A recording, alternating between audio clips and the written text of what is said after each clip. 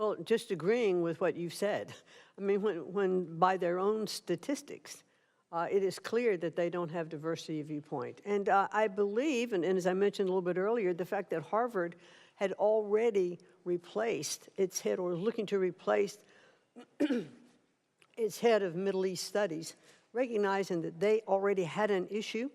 I think it's indicative that Harvard, even before we were initiating our talk, well, I actually think that we spurred them on. Absolutely. When we started putting teeth in what we were doing, they finally said, okay, we're going to make some changes, and they did do that shortly after we started our investigation. And you're spot on, Secretary McMahon. Harvard has failed to save itself. They are responding to the exceptional work of this committee and the accountability measures that this administration has put into place. So I want to thank you for your strong leadership. I want to thank President Trump for his strong leadership. I care deeply about this as an alumna of Harvard and as the first member of my immediate family to have that opportunity. We want to make sure these institutions are excellent for generations to come. My follow-up, which is on a different subject, this has come up in virtually every meeting that I've had, whether it's with university presidents, professors, or students, is the challenge of AI and academic integrity in the classroom. Can you talk about the department's approach in terms of how to harness the benefits of this technology, but also make sure that we are learning the basics in the classroom and have academic integrity? You know, I think AI is probably one of the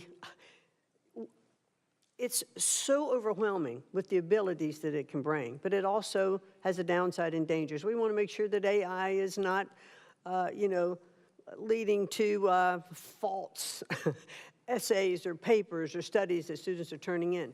However, when I've looked at K through 12 education and I've seen some of the tutorial benefits for individual studying through AI, I think it brings so much to the table that we can offer students who are accomplishing more in the classroom who aren't accomplishing as much by that one-on-one tutorial advantage. So I think we need to harness and capture those opportunities from AI, but at the same time, making sure we understand, and I don't think we even have this much of a handle on it yet, of what some of the dangers of AI can be. And I think that that's what's incumbent upon us to look across the board at all of that. Well, thank you for that. And my last question, and this is primarily for K through 12, and I think about this both as a policymaker, but as a mom, as my young 3-year-old who is finishing pre-K 3, but screen time for our kids and the dangers of huge amounts of screen time. I want to credit my colleague Kevin Kiley, who's hosting a hearing on this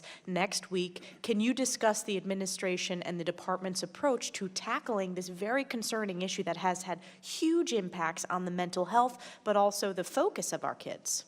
Well, and I do think this is really at state level. Yes. And there are governors who are, promoting policies, or superintendents who are put in policies in their local areas that say, bell to bell, in schools, no devices, so that students aren't distracted, from what they're doing. I think parents at home need to look at the amount of screen time that their children. This is a great deal of parental responsibility as well.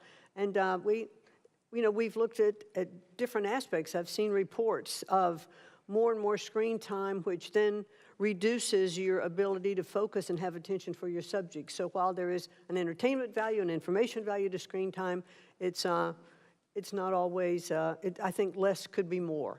Thank you so much, Secretary McMahon, for your service, for the tremendous work you're doing for students across the country. Yield back. Thank you. I thank the gentlelady. Now I recognize that I've lost sight here. A little too soon. I now want to recognize the gentlelady from Georgia, Ms. McBath.